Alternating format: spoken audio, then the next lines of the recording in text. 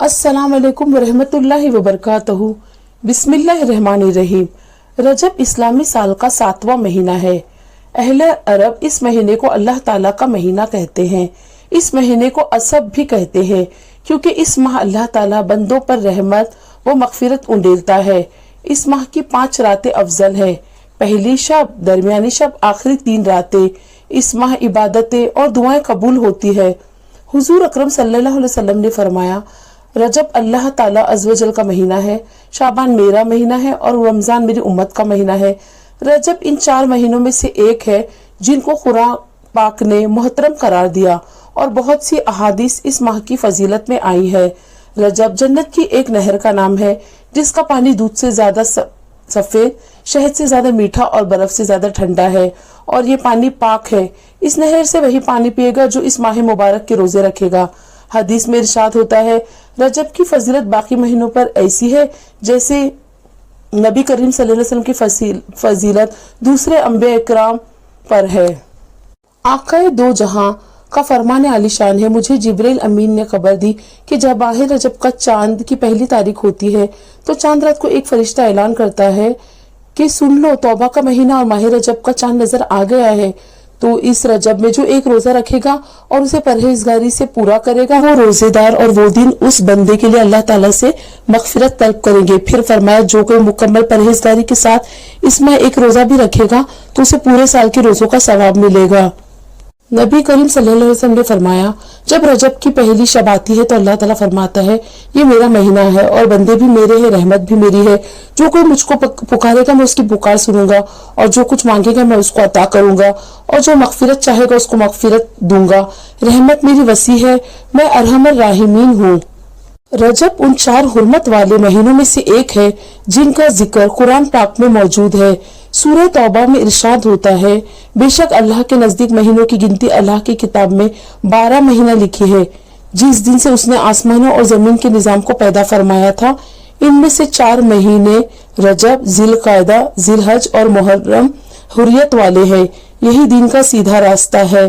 और रजब की फजीलत इस लिहाज से भी है कि इसी महीने में हजरत जिब्रील अलैहिस्सलाम वही लेकर नबी सल्लल्लाहु अलैहि वसल्लम की खिदमत में हाजिर हुए थे।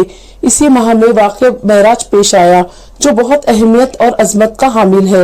ये वाक़या 27 रजब को पेश आया। इस माह तकमील उबूदियत हुई थी। ये एक ऐसा मुआजिज़ा है जो किसी और को नबी को नहीं मिला।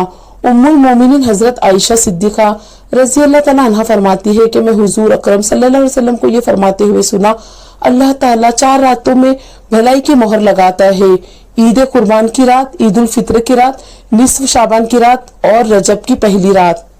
सरकार मदीने दो आलम सल्लल्लाहु अलैहि वसल्लम का फरमान है, रजब के महीने में इस्तिग़फ़ार की कसरत करो, बेशक उसके हर लम्हे में अल्लाह पाक कहीं कहीं अफराद को आग से निजात अता फरमाता है।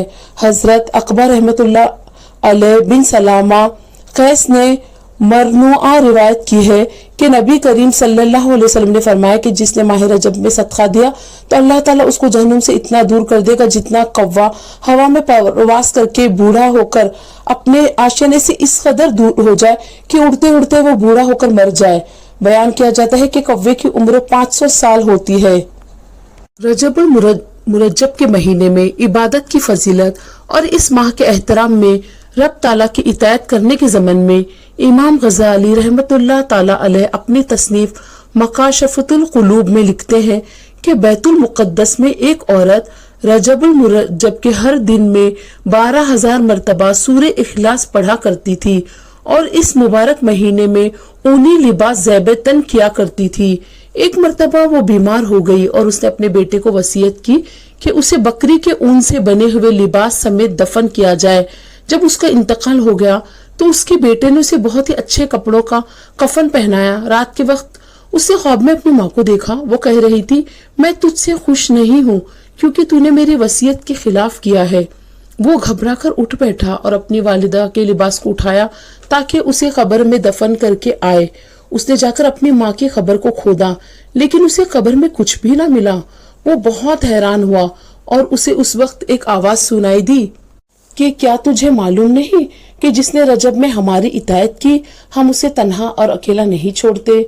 اللہ تبارک و تعالی ہم تمام مسلمان دین کو ماہ رجب میں عبادت کرنے کی توفیق عطا فرمائے۔ آمین ثم آمین برحمتک یا ارحم الراحمین۔